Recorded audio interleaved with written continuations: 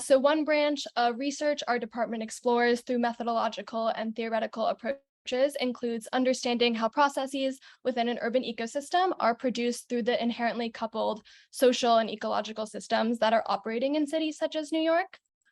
So the framework of exploring social and ecological processes in urban ecosystems can help us understand how systemic biases, such as racism and classism, have notable bottom-up effects on the entire urban ecosystem's patterns and processes. So this affects things such as the urban heat island, urban green space access and equality, the distributive justice of environmental resources and burdens, and more. So this figure is from Dr. Chris Schell's work illustrating the ways that this occurs. So this type of research allows us to understand that legacies of and current day social systems determine many of ecological and evolutionary processes that occur in cities.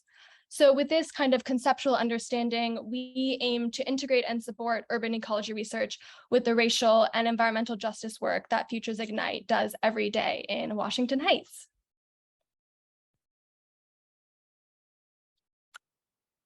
Now to May. Hi. Back one slide. My name is Marilyn Lantigua. I'm a rising junior at Ithaca College studying sociology with a double minor in counseling and computer science. I am a Wheels alumni, class of 2020, and I am one of the 3 undergraduate facilitators of this year's summer program. So before we pass it off to our community youth scientists, I wanted to take the opportunity to provide some environmental justice background of Washington Heights and how understanding the legacy of environmental racism in our community has inspired young people like myself to take action. Next slide. Our community of Inwood and Washington Heights is mainly a low-income Latinx immigrant Spanish-speaking community where asthma, diabetes, and cancer rates are high. On top of these environmental issues, COVID-19 has increased food and housing insecurity, unemployment, and even over-policing in our open and green spaces where many Black and brown youth are in attendance. We are struggling to breathe. Clean air is an urgent issue in our neighborhood of Washington Heights. According to the Community Air Survey in 2016, our community was among the New York City neighborhoods with the poorest air quality. This is unsurprising given that the George Washington Bridge, Henry Hudson Parkway, and the Harlem River Drive, and the I-95 all bring substantial car traffic and harmful air pollutants throughout the neighborhood. On this slide, we have a map, and in red, we can all see all of the polluting sites and facilities in our neighborhood and how close they are to Wheels. The proximity of our school to these highways, bridges, and truck routes puts youth at Wheels and in Washington Heights at a higher risk of health problems linked to long-term exposure to traffic pollution, such as impaired lung development and cancer. A lot of these environmental justice issues I learned from growing up in Washington Heights, and I further learned as a student at Wheels. Next slide. During my time at Wheels, with the support of Mr. Eric Espin and Dr. Derek Fox, and with my peers Diane, Ricardo, Allen, Mia, Susana, and Diego, we founded the Cleaner Green Corridor, which is a Black and brown youth-led community initiative rooted in Washington Heights that reimagines possibilities for all public space. We build and advocate for increased access to beautiful and healthy places to live, learn, work, and play. It all started back in 2017.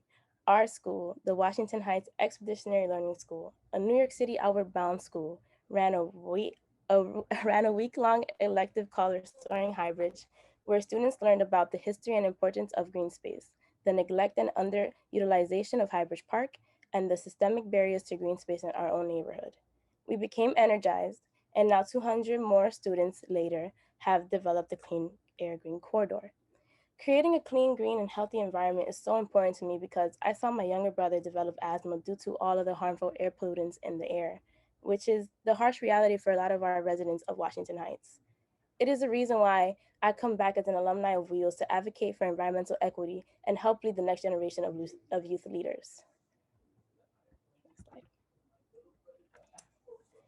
The Cleaner Green Corridor is a youth-led initiative supported by Futures Ignite to empower Black and brown youth from the Wheels community to reimagine and reclaim public spaces such as streets and sidewalks.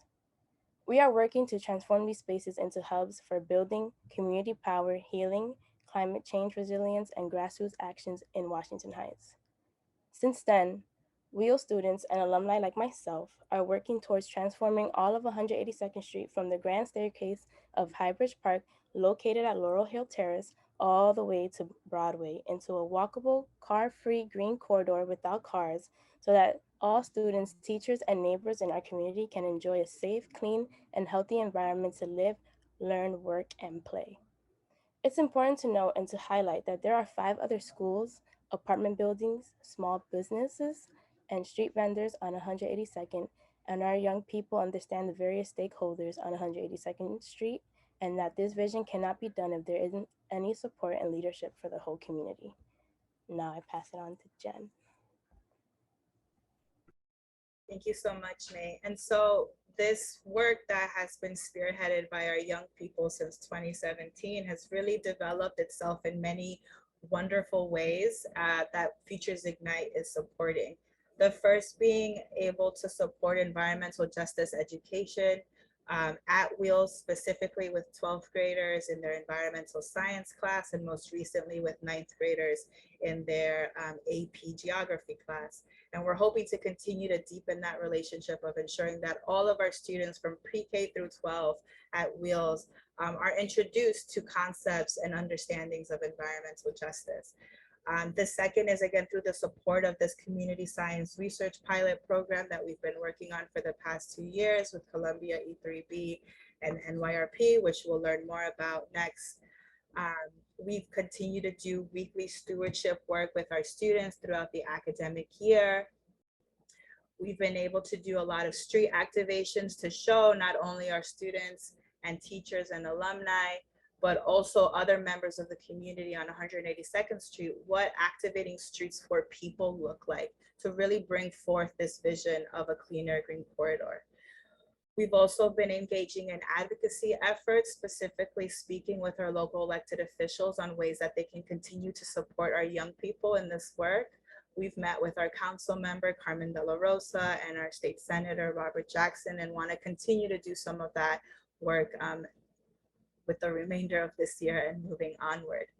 And lastly, a program that we're trying to build out is more of our workplace learning opportunities, really exposing our young people now, right, as high school students to some of these incredible career opportunities within STEM, within like sustainable city type jobs, within science, and really show them, right, an opportunity of things that they can really get into. And so with that, I'm going to pass it on to Loxie and Ailey, who are going to talk more about this incredible summer program. Thank you. All right. Hi, everyone. My name is Ailey, and I'm a rising sophomore at Columbia studying history and environmental biology. I am one of the undergraduate facilitators, as Genesis said. I'm going to tell you a little bit about how our program works, but first I'm going to tell you about why I love it and wanted to participate. I'm not originally from New York City, but my hometown is surrounded by industrial manufacturing, the remnants of coal mining, and major highways, which pollute the environment and hurt communities there too. To me, environmental injustice is everywhere, and so the fight against it has to be everywhere too. I hope that this program was one way I could contribute. Beyond that, though, I was drawn to this program because of its emphasis on young people and their voices. It has been a real gift to work with these students this summer, and I'm incredibly excited for them to get to show off their hard work. Next slide, please. So I'm going to begin by explaining what our program has looked like over the past 6 weeks. We use a near-peer mentoring structure where the community groups, administrators, PhD students, and us, the undergraduate mentors, work together to support our high school researchers. Loxie, May, and I are the near-peer mentors, and we are the primary point of contact with the students. We're there with them every single day, and we've been in the field all the time. The PhD students work with us, the undergrad mentors, and the high school students to design what the high school students want the research program to look like. Students direct the questions and the focuses of the summer. PhD students also work with Wheels administrators and Futures Ignite staff to ensure the program fits the objectives of student learning at the school. NYRP and other community partners also work with the PhD students and the Futures Ignite staff to make sure that the students and us, the undergraduate mentors, are sufficiently supported to support the work that the students are doing. With that, I will pass it to Loxie. Thanks, Ailey. Hi, everybody. My name is Loxie. I am also an undergraduate facilitator in this program. I am a rising sophomore at Columbia University studying political science statistics with a concentration in American studies. Like how Ailey did this, I also want to just do a brief reason of my experience and my love for being in this program. I chose to work for this program because it has a huge emphasis on student leadership. And for me, I believe that student leadership as a whole is something that not everyone is born with in some innate way, and that it can be brought out through mentoring, through a wide variety of opportunities such as this. And for environmental justice, nature has always been really important to me as Indigenous Ecuadorian. The environment is there for us physically, mentally, culturally, spiritually. So I know what it's like to have nature be accessible, but also from a marginalized community standpoint is that our voices are not very heard. But through this program, to see these students be the harbinger of change and action, it's so inspiring. And so with that, I'd like to talk a bit more about the program and its goals. So the main goal of this program is to give students the background, the knowledge, the resources they need to analyze the environmental injustices they experience daily, as well as to introduce them to the wonders of science and all that can do for them and their communities, especially in terms of discovering and understanding how they impact their environment, but also more importantly, how the environment impacts them, as May mentioned earlier. So initially we started discussing concepts in the classroom, and then we went outside, we learned about the differences between green spaces, gray spaces, ecosystem services in environments like community gardens and parks that we see on a daily basis, or gray spaces like construction zones or streets or buildings. We observed street trees and how they function to cool down predominantly gray spaces and provide shade.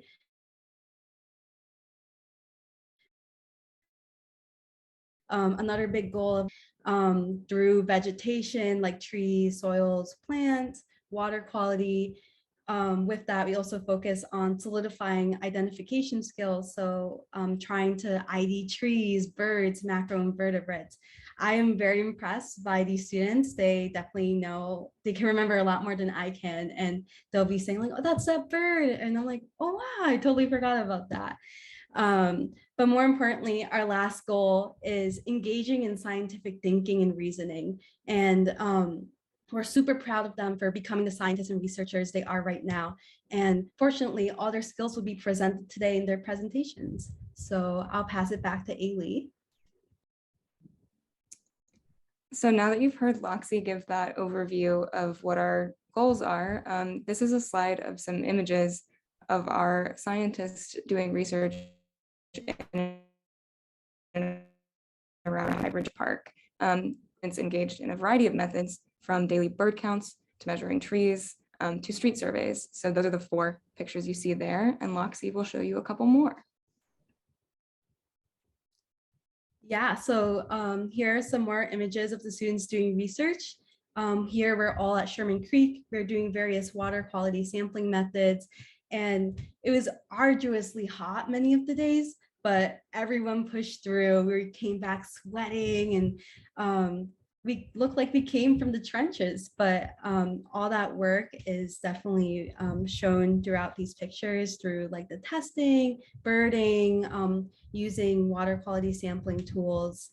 And we even got to have a couple of special guests who taught us about birding, nitrate testing. Someone even brought their pet snake and tortoise. So a lot of fun things that we got to do.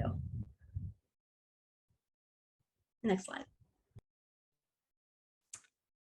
All right, so much like the Clean Air Green Corridor, this program is also community-based and youth-led. where students get to ask the questions and collect the data they need to answer their own questions.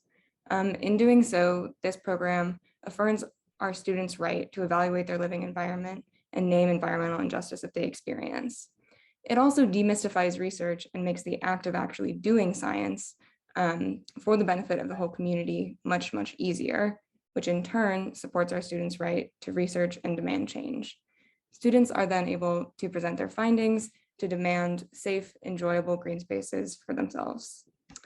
Moreover, by applying the principles and information the students learn through this program, it allows them to strengthen their arguments for advocacy for initiatives like the Clean Air Green Corridor, which empowers them and This is just a little additional input, but a bit about Highbridge. It's been a very historically neglected and inaccessible park, despite being one of the largest parks in the Heights. So aside from being shut down for decades until recently, many entrances to the park close to the community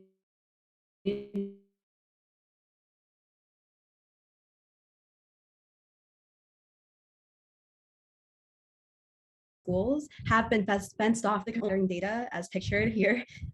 They also advocate for the restoration and the addition of green spaces that everyone should have access to.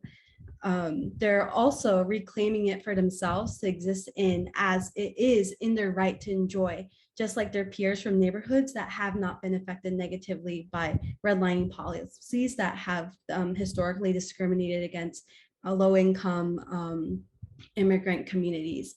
And so students reclaiming their power and in this process develop as young leaders in fields that have historically been exclusive.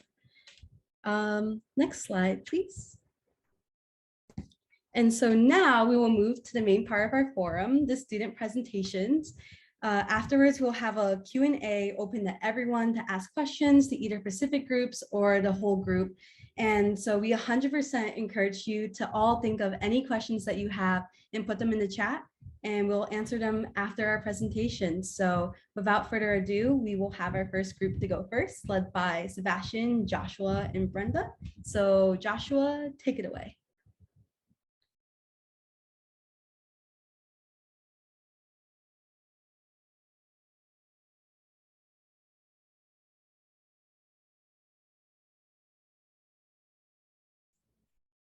Joshua, you're muted. Oh, my name is, wait, you guys can hear me, right? Yeah, go for it. Okay. My name is Joshua and my Sebastian. My name is Sebastian. My name is Brenda. And today we're gonna be presenting about people's mindset in and out of Highbridge.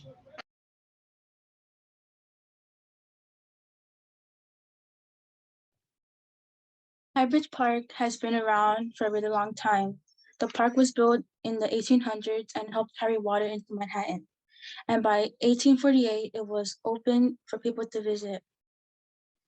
But the park was closed to the public for almost 50 years between 1970 and 2019 and was commonly used as an illegal dumping ground, meaning that many people in Washington Heights didn't have access to green space.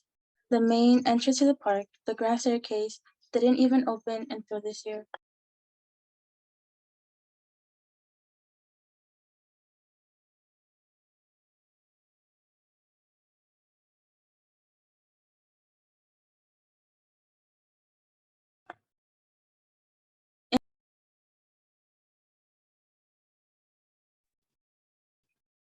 In this picture, we show why green spaces are important to people and communities. It shows that green spaces can help the immune system, help people's physical activity, and help reduce heart disease. But for this presentation, we're just going to talk about the three main things. We're going to be talking about how green spaces help bring communities together, how green spaces help people relax, and how green spaces help reduce heat stress.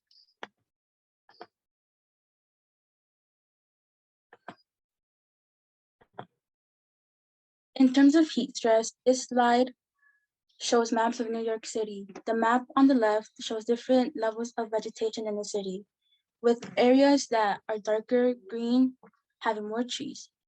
The map on the right shows level of heat stress. The areas in yellow have low stress, and the areas in orange and in green, orange and in red have medium to high stress. For example, we see that Staten Island in the light green box has a lot of dark green and also has low heat stress. But we see that Washington Heights in the red box has lower levels of vegetation and higher levels of heat stress.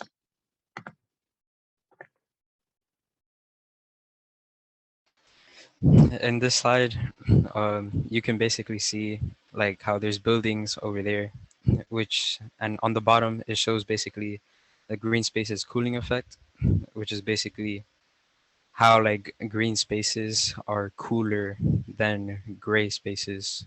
And gray spaces, if you don't know already, are basically areas like streets, while green spaces are places with like lots of trees and grass.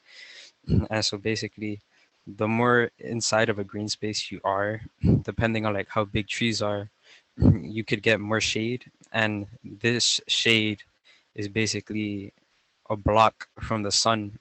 And this block from the sun allows the area to be cooler than what normally the temperature would be, which is basically based off like how moist it is and how hot it is. The heat can also affect how polluted parks get. The more hot it is polluted, it becomes due to ozone. However, because it has many trees, it's less polluted in the park than it would be outside.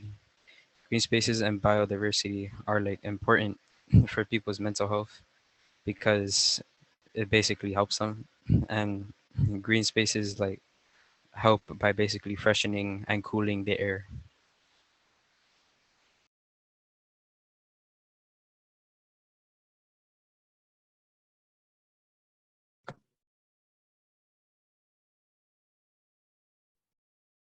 On this slide, we have two photos that were taken with the thermal camera, which can tell us the temperature in the different parts of the picture.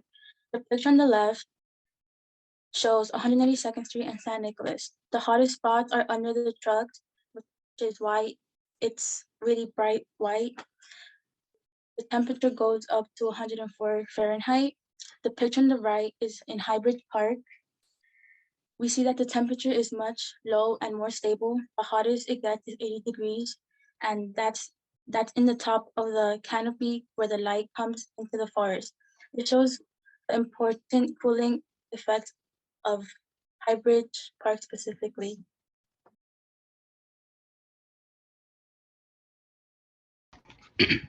In this slide, I'm going to be talking about the increase of hopelessness, and depression in the community, or and the community.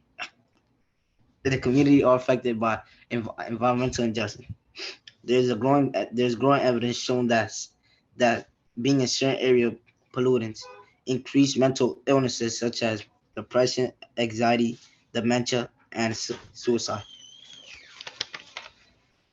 But being in a green spaces reduces stress and gets you in a positive mood.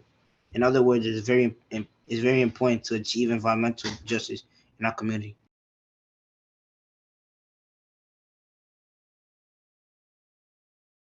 Um, this slide basically is showing our research question, which is how do people feel when they're inside Highbridge Park versus outside Highbridge Park, which is like around the 182nd corridor for outside.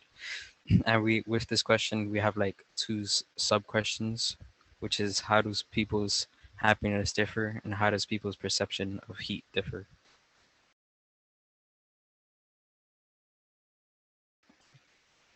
For the hypothesis, our alternate hypothesis was people feel differently being inside Highbridge Park versus outside Highbridge Park. And our null hypothesis is that people don't feel differently about being inside or outside Highbridge Park.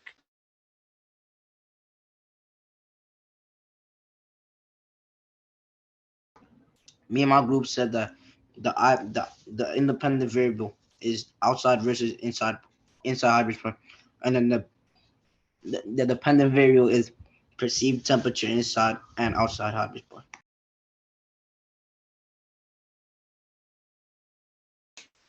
For our study design, we basically have a map on the left, and which have like 4 areas that are circled, which is basically areas that we went to like survey people. There's 2 sections for inside Highbridge Park and 2 for outside Highbridge Park. And the way we collected surveys was just by asking people who passed by us, and we either asked the questions for the survey in either English or in Spanish, depending on which language they're more comfortable speaking in. And we also recorded like our survey answers in a spreadsheet, like on the computer and on paper as well.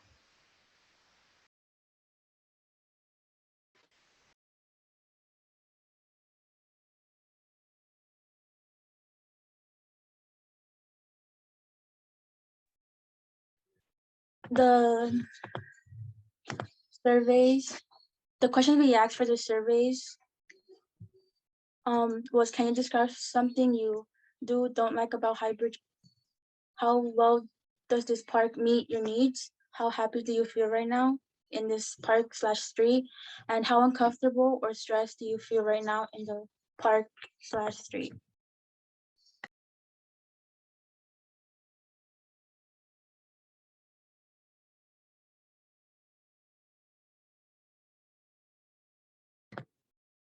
On this slide, we give an overview of the surveys. On the left, the x-axis shows the different locations where we did the surveys. The y-axis shows the number of surveys we did. We conducted most of the surveys on the playground. On the right, the x-axis shows number of people that we interviewed in each.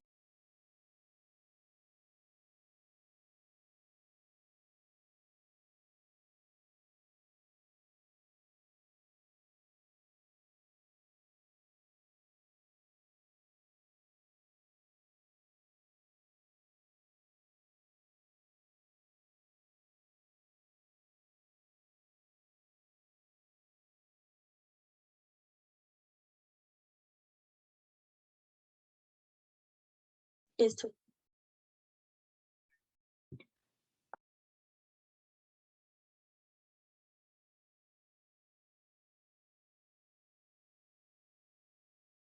And this is another question that we had in the surveys, which was, can you tell me why did you choose to come to Highbridge Park? And these are like some of the answers to this question, which was some had to walk dogs, some took their sons out to play, some were forced to by their moms because their mom told them to, some went to just relax, and some other people just had nothing to do. In my experience of going to parks, I usually go just to hang out with some friends.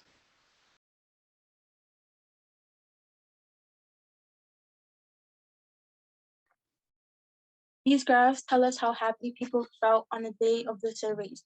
Based on the percent of people who say they are really happy, which is the color blue, we don't really see a difference between happiness level on 182nd Street or Highbridge Park.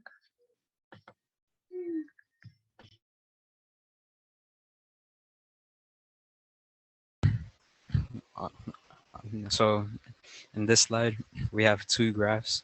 On the left side is basically, on the y-axis is basically a happiness scale, and on the x-axis we basically have like the average of how attached people feel inside of Highridge Park. And based on this graph, it tells us that people who are more attached to Highbridge are also more happier inside the park than people who aren't as attached to Highbridge. And and this is basically like a result of like how long people have lived here, because I guess the more you know the area, the more you attached and relaxed you would feel about being in the area. And on the right side, the y-axis is the same. It's an average of their happiness. And on the x-axis, we basically have the average of like how many times people would come. And basically, People who would come daily, monthly, or weekly are seen to be more happier than people who would only go occasionally. And the most happiest are people who would just come around monthly. On this slide, we're gonna be talking about. I'm gonna be talking about the heat versus the location it's at. So basically, how hot we're talking about, like how hot it is in that location. One being not that hot, and five being extremely hot. It shows that being on 182nd is very hot, but being in the plaza is not that hot.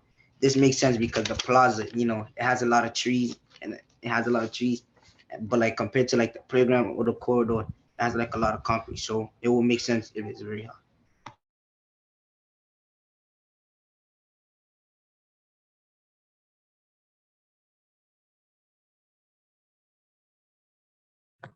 I agree with Sebastian in our conclusion that when we were doing our surveys, we noticed that people who were more attached to the park were happier than the people who visited the park only occasionally and had lower levels of happiness. Overall, we didn't see difference between happiness inside Highbridge versus outside Highbridge Park. We saw that people's perception of heat was lower in the plaza compared to the playground.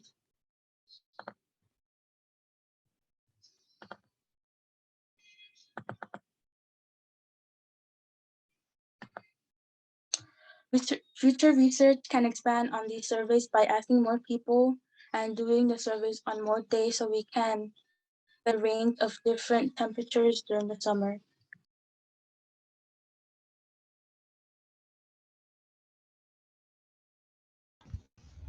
Thank you for taking your time to listen to our presentation, and hopefully you guys can use the information in the future. Thank you so much for getting us off to a great start, you three. We are now going to transition into our second presentation, which is by Elizabeth, Jaylene, and Josue. If you have any questions, you can put them in the chat or ask at the end. We'll be doing a Q&A then. So without any further delay, here is our next presentation. Hi everyone. Today we'll be discussing invasive plants and biodiversity in Highbridge Park alongside my group members, Jaylene and Elizabeth. We're gonna start talking about a little bit about restoration.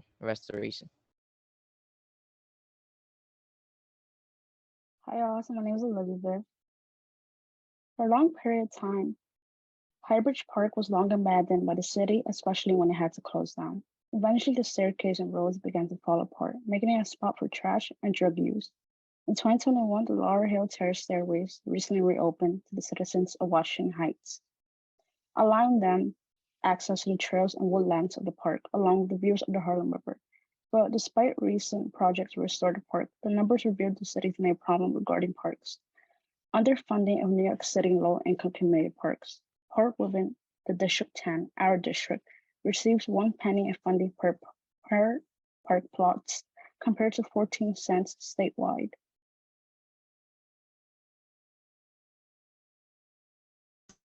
Okay, hi, my name is Jaylene, and the slide being shown here is how Highbridge used to look before it was taken care of, and this made it hard for people to enjoy the environment/nature, and harder for the researchers to do their jobs. Before this summer, I would go to the ball court down on 175th, but never Lauren Hill stairs. Lauren Hill stairs.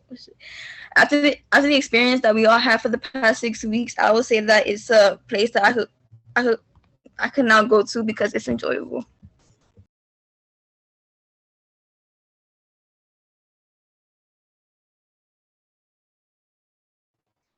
Today, Highbridge Park is part of an ongoing restoration efforts by NYRP and Friends of Highbridge.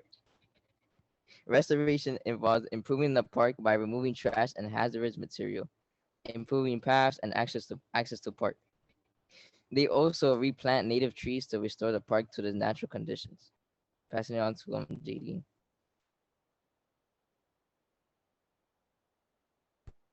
With all of this information, it led us to our research question, which is how do invasive plant species influence the presence and prevalence of mammals, insects, and birds.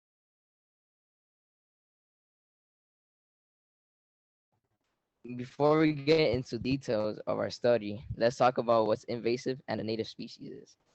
A native species on the left side of the image is a plant, animal, or other organism that is naturally occurring in a given area. Some common examples in Highbridge are the tulip tree and the white oaks.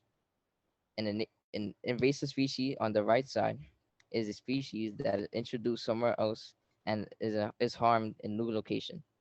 The common the most common invasive trees are the Norway maple and the London plane. Passing on to Elizabeth. Why does this matter? Um, as we all know, invasive plants can reduce the biodiversity of a given space as they often fight for space and resources with other native plants. But then again, not all native plants are pleasant to environments like poison ivy. So why do we care about native plants and want restoring? Well, for obvious reason, biodiversity.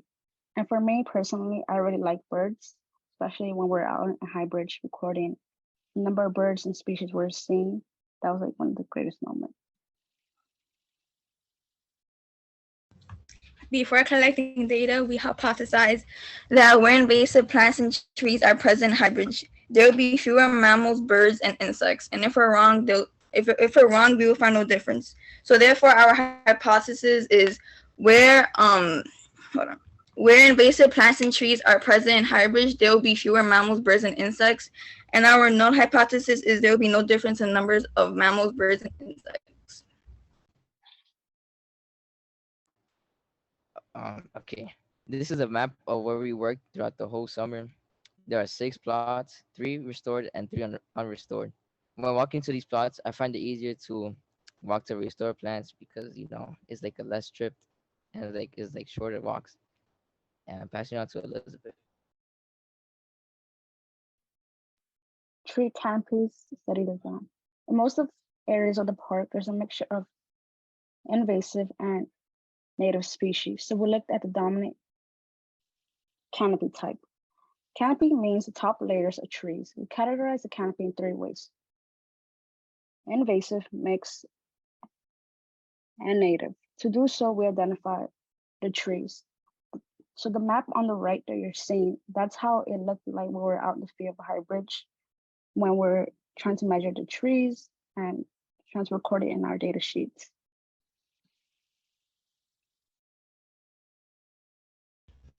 These pictures are being shown that while working, we would take a moment to stop and observe our surroundings, and that includes noises coming from birds.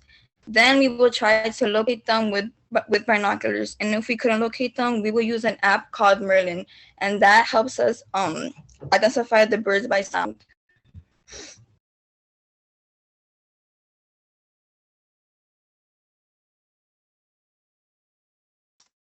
Study design insects. In order to see what types of insects are in the subplots, we use beebles, which makes the insects think the beebles are flowers. The beebles are placed in different locations around the subplots. The beebles are filled with dish soap and water, dish of water, and yeah, and they so when insects go inside, they can't like fly away because the wings are soaked. When we are finished measuring the subplots, we do the sweep netting to try to catch very small insects. When I do the sweep netting, it's very difficult to catch an insect because they fly way too fast.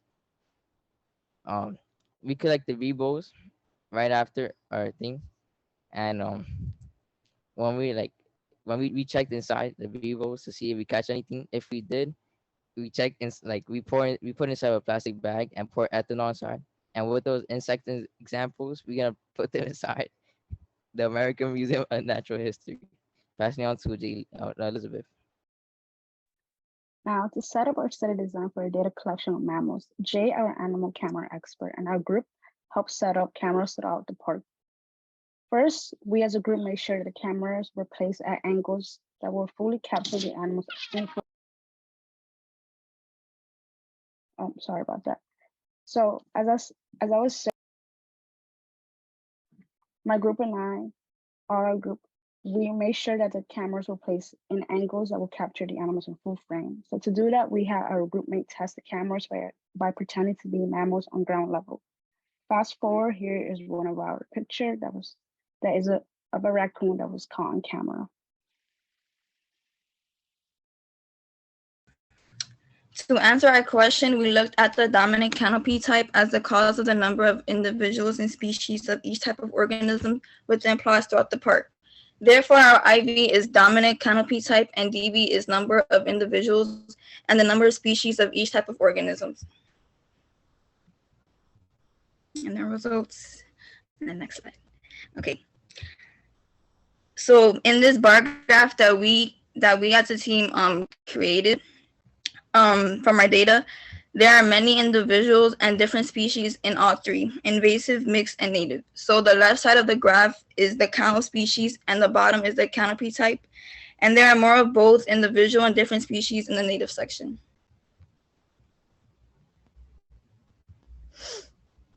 The analysis of bird diversity is that we are more likely to find birds in the area around native trees than invasive or mixed. But there are more native trees in the restored area than the unrestored plots. Therefore, the restoration plots bring in more birds than the unrestored plots.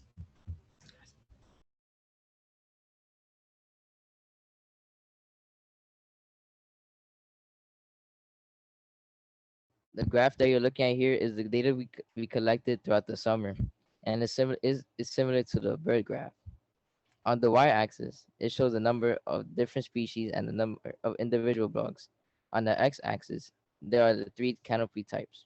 As shown here, there are more individual insects and more species overall within like native trees. Next. As we see here, there are more species of insects around native dominated plots. Insects support the whole ecosystem by pollinating, digging tunnels in dirt to create space for roots. They are food for animals and make food for us. Insects are the most biodiverse organism group in the world. Therefore, restoration improves ecosystem health by improving biodiversity. Here we are looking at our mammal activity in the plots throughout the park. Our restored areas tend to have more native species, whereas our unrestored areas are a mix of both invasive and native species. From the bar graph, we can see that more pictures were captured in plots with the native species. It's also important to remember that these photos may include humans, birds, and small critters like squirrels. And here are the other photos that the camera captured throughout the plots, and those photos include the coyotes, raccoons, the groundhogs, and a feral cat.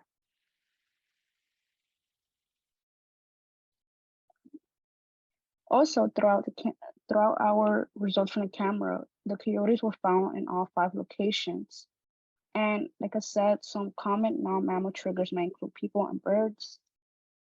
Also, the raccoons were the second most common animal that were captured on cameras. And also to mention, there was no difference on whether each plot has more or less mammals diversity from this year, which makes it about the same. So our results remain non-conclusive.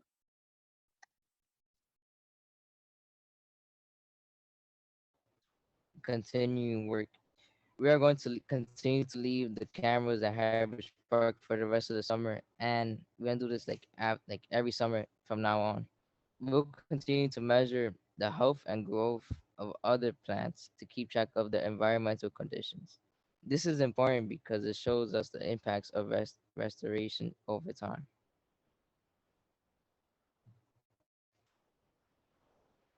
We're also developing an AI through a platform called Low that organizes all the photos into the types of animals that are at Highbridge Park. We teach the machine what the different animals and what they look like to see, and use it to navigate through thousands of photos. This is important because it's very difficult to go through thousands of photos by hand, so the computer makes the process faster. Why does this matter to our community? Like I said before, and as I will say again, parks within our district, District 10, only receive a penny per park acre. With a 119-acre park like Highbridge, it's clear that funding plays a crucial role in keeping our park well kept and managed, especially with the invasive species and keeping the growth at a minimum. And also from our bird data, it's most it's clear that bird species are more attracted to areas with more native trees. So to keep this biodiversity in place, management needs to be done daily. Also, let's not forget the services that these animals provide us with. In final words, our work leads us somewhere and someplace better. A future where we can imagine a healthy park for the animals that calls it their home, and for us that call it a park. To close this out, we would like to say thank you, and thank you for letting us fulfill you with this knowledge that we have learned for the past 6 weeks. That's it.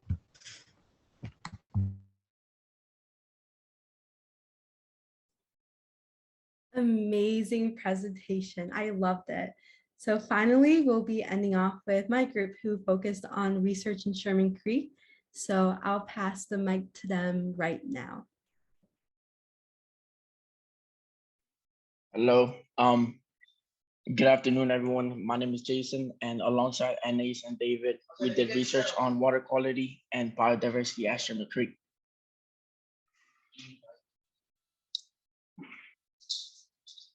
Sherman Creek was used as a dumping site until NYRP restored the area, making a safe environment and a room for a lot of biodiversity. It lies along the Harlem River waterfront.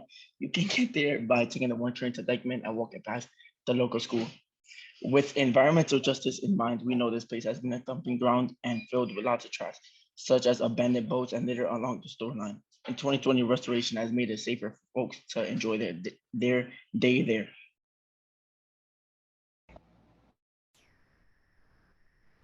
And in this picture, it shows the shoreline at Sherman Creek, which supports many different kinds of organisms, microorganisms, which invertebrates like midges eat, and then bird species eat invertebrates that live in the water. We actually caught a few, so we're gonna show them in a couple pictures in a bit. And also like animals depend on each other for food and energy.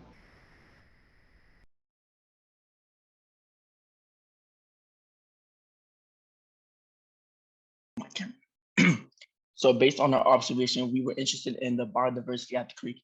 We saw many macro invertebrates and different types of birds. Our research question revolved around biodiversity and water quality. Do areas of Sherman Creek with high water quality have increased biodiversity?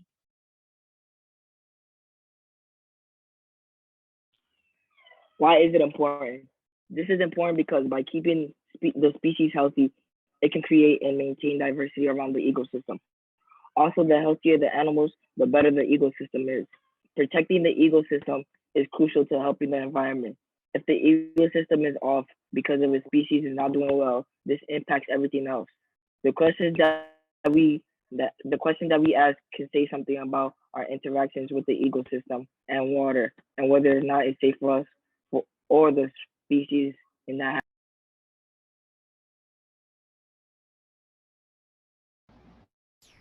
So here's our scientific terms that will help us answer our question. And these are the things we use to measure and determine the water quality, whether it's good or bad. And as David mentioned, the more biodiversity, the healthier the environment is. And some bodies of water are saltier than other, like the ocean. So salinity shows the amount of salt dissolved in the water, and that's salinity is caused by the sediments in the water and sand. So yeah, and turbidity shows the particles that are dissolved in the water. And many living things such as us and even fishes depend on oxygen to survive. Oxygen can be found in the water known as dissolved oxygen. And this comes from plants, underwater grasses, and usually running water like streams and rivers have more DO than places like ponds.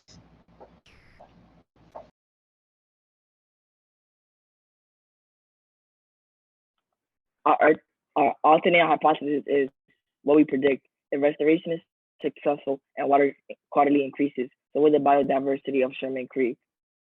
And we will talk about better water quality, what we think of lower salinity, lower turbidity, and higher DO, which we would think lead to higher levels of biodiversity. Our null hypothesis, if we our null hypothesis, if we're incorrect, if water quality increases, the biodiversity of Sherman Creek does not change. So no relationship.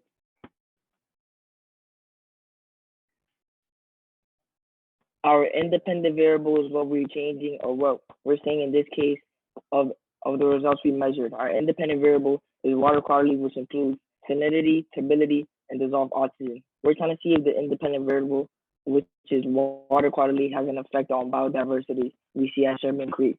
We will focus on number of bird species and aquatic invertebrates.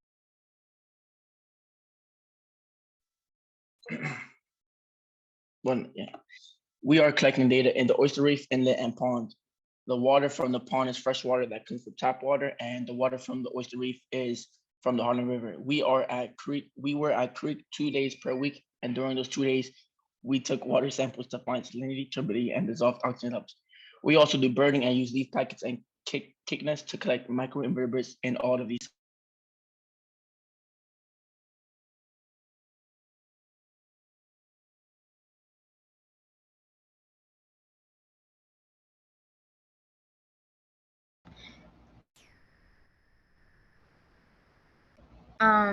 So wait, is it?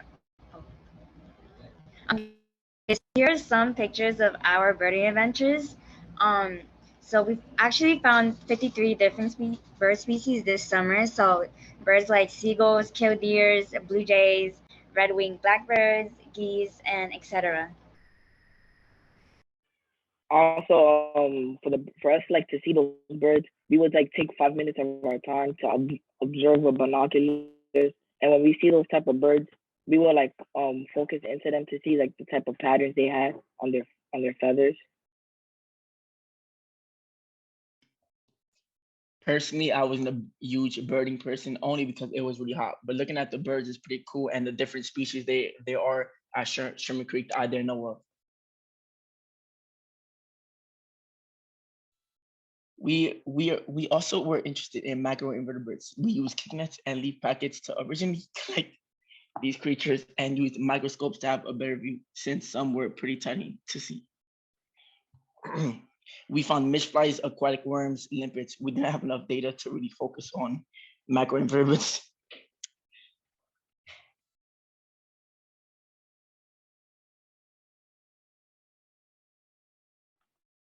We use hydrometer to measure salinity, how much salt is contracted in the water.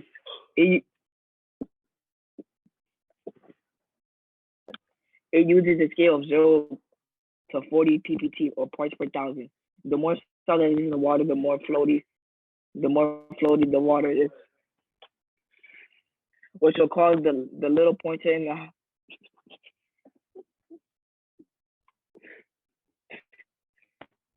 the hydrometer to rise, showing higher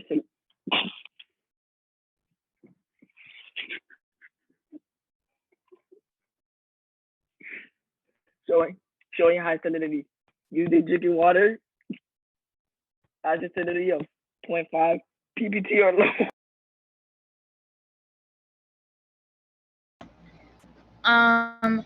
So like what Jason said, we collect our water samples in the oyster reef and pond using the turbidity tube, and this shows us how murky the water is, since there's a symbol that helps us show how clear the water is, which is shown in the image. And to do this, we slowly release water from the tube, and it is measured by milliliters, which ranges by 0 to 50 milliliters, which tell us how murky the water is. So the higher the number is, the cleaner the water is. But if the number is lower, it shows that the water is dirty and is very unsafe.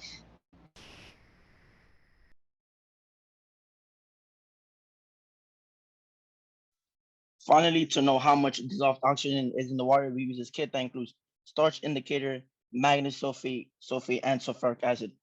To name a few chemicals, we use sodium thiosulfate to change the color, of the water to clear. And when it does, we get a value in milligrams per liter that tells us DO levels. Here are pictures of us when we was in the water and when we was in the lab.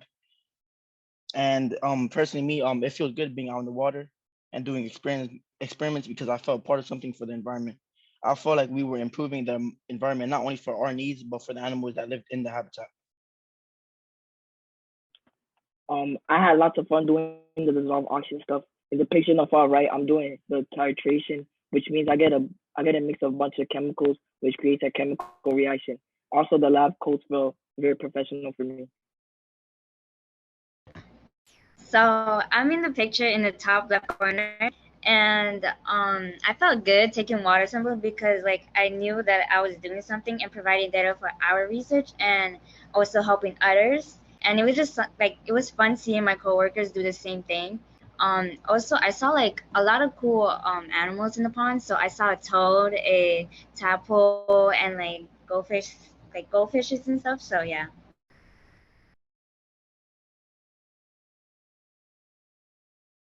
So here are the results. So in the x-axis we have salinity and the y-axis we have the number of bird species. So first we looked at salinity, and each point on the graph represents the total number of unique bird species we saw that day and the corresponding salinity at Sherman Creek. We created a line of best fit to find a potential relationship, and based on that line, we can see that there's a negative relationship between the two variables. And this means as water salinity increases, the number of birds decreases. So, but if the salinity decreases, the bird species increases, and the line explains about 55% of this data. And this perhaps because like some birds, they're not meant to drink salt water compared to others. Also, birds may not have enough food. If there aren't many macro invertebrates in the salty water, then birds wouldn't have trouble finding food and providing for themselves and their family.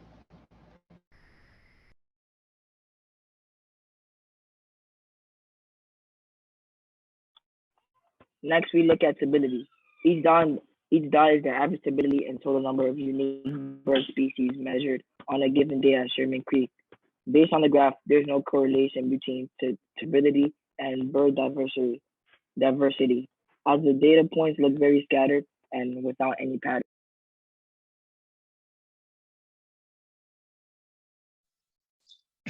Finally, we're looking at dissolved oxygen in the Harlem River. Um, on the x-axis, you can see that it says dissolved oxygen, and on the y-axis, it says number of bird species. And based on this graph, there is no relationship between the two. However, the Harlem River does have so-so dissolved oxygen levels, as some points lie above the EPA, which is short for Environmental Protection Agency, recommended DO levels, which we consider good. The number is 7 milligrams per liter. This recommendation helps maintain a healthy habitat, which is important for all creatures.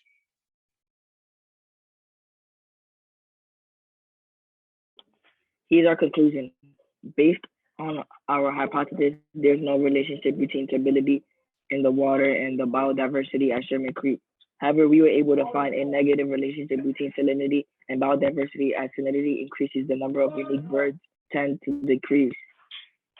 Our challenges were not having enough data. In 6 weeks, we did a lot, but more time to try to including different environmental factors and locations would have helped. Maybe there just aren't maybe there aren't a lot of microinvertebrates in the water to begin with. However, here's however here are some amazing things that came out.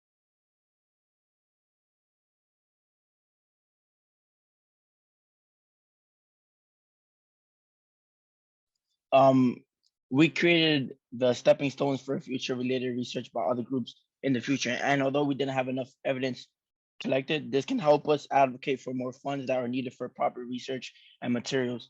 This can help us think about research deeper and answer our research question.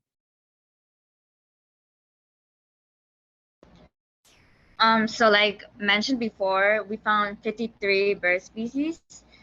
which tell us that this is definitely worth protecting because we can advocate that because of the huge biodiversity, Sherman Creek should be protected and invested for future generations. Looking at the EPA or Environmental Protection Agency recommended levels for dissolved oxygen, we learned that in the water that the water Harlem River isn't the best quality. We must fight for better regulations to ensure the water is safe for everyone to use, that we don't have to worry about the different levels impacting our quality of life. On a related note, we learned more about the importance of the Harlem River. We hope that this helps shows the importance of the community members having access to clean water and having the ability to explore the Harlem River. It's a part of our community.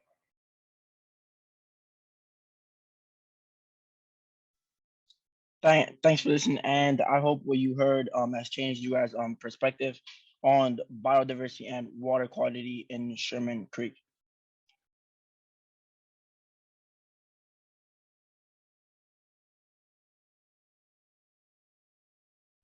Once again, amazing job. I loved listening to that presentation, and I'm super impressed by everyone and want to congratulate everyone for their hard work and dedication. And now we will open the floor to the Q&A. So feel free to either add a question in the chat, or you can use the raise hand function and we can call on you. But just know no answer or no question is ever considered stupid, and we love learning from questions as well as like going through challenges to find out these questions as seen in these presentations.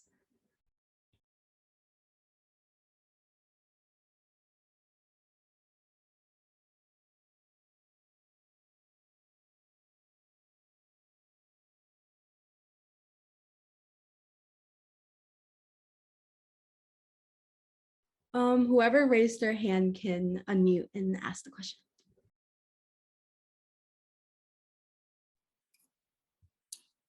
Maybe that's me.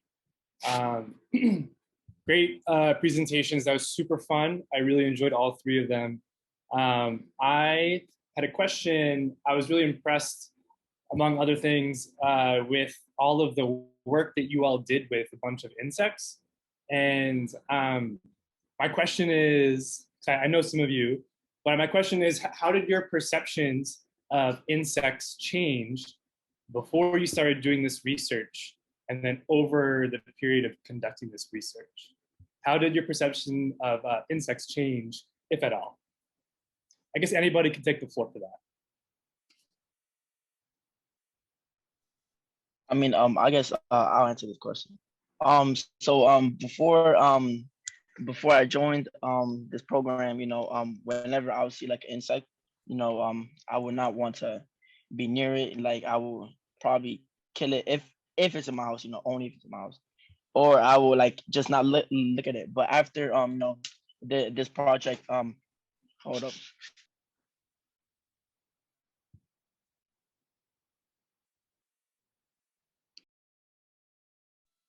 I'm back. I'm sorry. But after this project, I feel like that insects, they are a really big like they're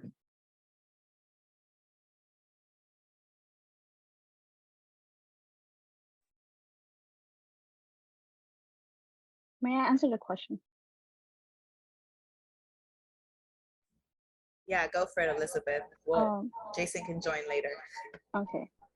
Before I started doing this work with the urban ecology, I thought like those little bugs and like, like insects or like little like gross little critters on the ground, and I will not bother to pick them up because they do kind of freak me out because of the way they move sometimes, like worms, for examples.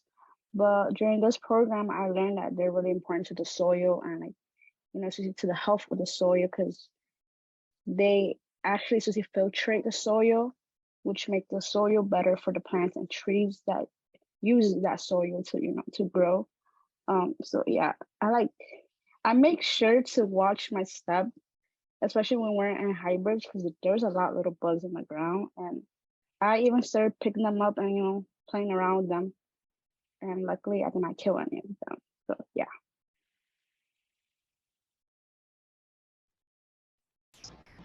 I also want to answer the question. So before I joined this program, I hated bugs like with a passion. I don't really like mosquitoes or none of that. But once I joined the program and learned more about it, yeah, it does help the soil, provide nutrients and all. But I still hate them because they're invasive species out there that are killing like plants and animals. So I hate them. But there's some pretty cool insects there. So yeah. Excuse me. Can I finish my answer real quick? Yes, Jason, go for it. All right. Thank you. So like after like the project and all, I felt like insects, they're like a really big part of our environment, and like without them, I don't think we would have a good green space. But because we have them, and they are like a great part of our environment, I feel like now we should take more. I don't know how to word it, but I feel like we should like look out for them more, because with them we could definitely have a better environment, in Sherman Creek and Highbridge Park. May I add something on? Yeah, go for it. I'd like to mention how our whole group for this year, we had so much fun killing the invasive species. It was really fun. The lanternflies. Some of the group mates thought that they were butterflies, and it was through this program that we realized that those were not butterflies. They're just invasive species that eat up the trees and damage them. So in Sherman Creek, in the morning, we'll chase them around and kill them, step on them. Yeah, it was really fun. For me at least, okay, I'm sorry, but I want to cut in real fast. Yeah, my perception of bugs changed after seeing Maya just grab I don't know what it was, a mosquito, just by like the wing and everything. And I just like, wow, she's so cool. So ever since then, I was like, I appreciate, the insects now, and I don't really mind being with them.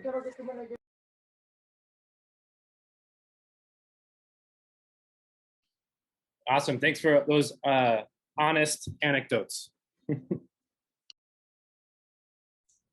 Just want to mention too that there's a question in the chat from Helen, and she was wondering if the team that was doing the surveys thought about what other questions they'd like to ask people if they could do the study again.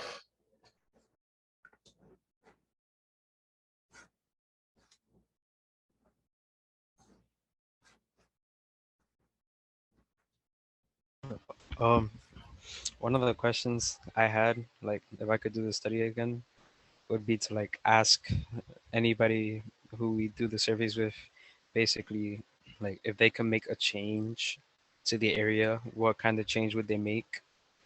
Because like we're basically doing this project to basically try to improve the area, and so like their opinion kind of matters on like what needs to be changed and what shouldn't be changed, like whether it's good or bad. And so like I think getting like a more specific opinion of like what they want to change would be like a great answer.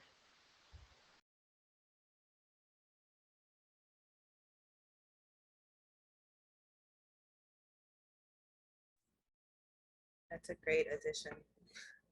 Anyone else from the group want to share?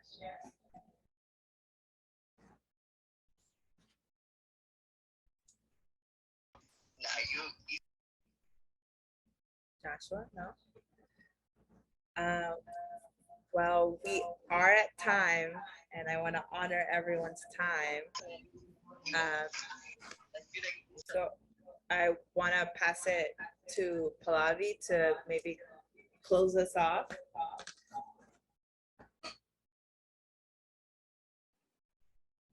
All right. Hi, everyone. I'm not sure if my screen sharing is working anymore. I think it may have tapped out. But I just want to give a huge shout out to all of our youth researchers, again, the work that you all did was incredible. And I know you've built the foundation for a lot of really amazing research that can come from this. I want to also thank May, Ailey, and Loxie. You all put in so much time and you were there every morning.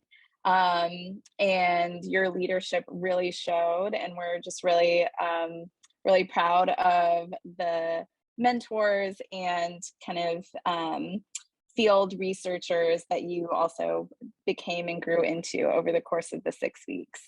And then finally, just want to thank so many people across E3B, Futures Ignite, and New York Restoration Project. I think some of the really incredible things that have happened over the course of the past 2 years is really seeing a fruitful and powerful partnership across all 3 of these organizations. And so it's been a real honor and privilege to work with both Futures Ignite and New York Restoration Project. Let me see if I can get our contact information pulled up, and I'll just leave that as we're closing, so you can follow us on social media or follow us on Twitter, and we look forward to hearing from you.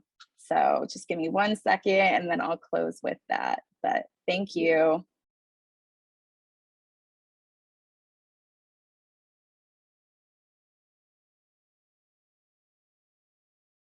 All right, here we go. Thank you very much. Have a good evening.